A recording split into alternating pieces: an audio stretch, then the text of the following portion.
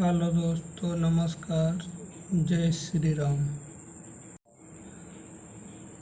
Hello दोस्तों, आज हम पढ़ने वाले हैं नंबर सिस्टम के अंतर्गत आने वाली संख्याओं के बारे में।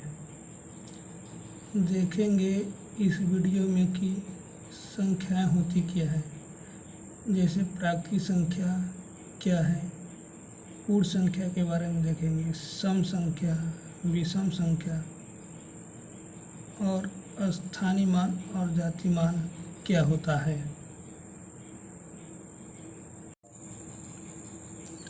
अब हम देखते हैं प्राकृतिक संख्या। गिनती की जो संख्या होती है वही हमारी प्राकृतिक संख्या होती है, जैसे 1, 2, 3, 4, 5, 6। इसी तरह 7, 8, 9, 10, इसी तरह आगे भी जितने आप गिनती कर सकते हैं सभी होती है प्राकृतिक संख्या। इसका परिभाषा बनेगा गिनती की संख्या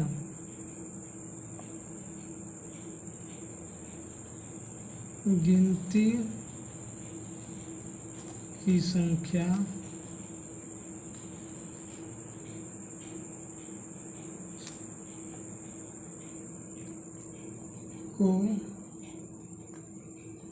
प्राकृतिक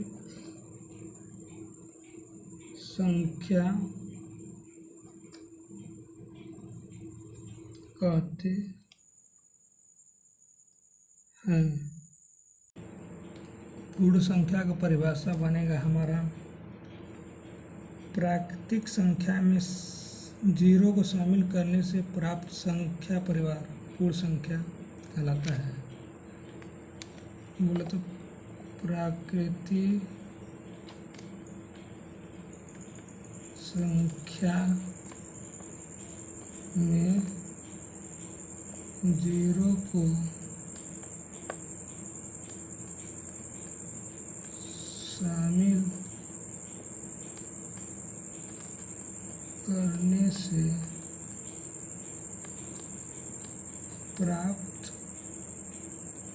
करने से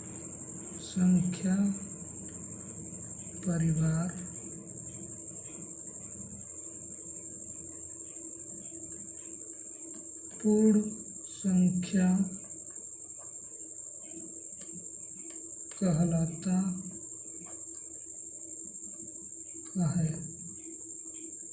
प्राकृतिक संख्या में 0 को शामिल करने से जो संख्या प्राप्त होती है वो हमारा पूर्ण संख्या कहलाता है। अब हम सम संख्या देखते हैं। सम संख्या हम उसे बोलते हैं वैसी संख्या जिसको हम 2 से भाग देते हैं तो वो पूर्ण रूप से विभाजित हो जाती है, उसे हम सम संख्या कहते हैं।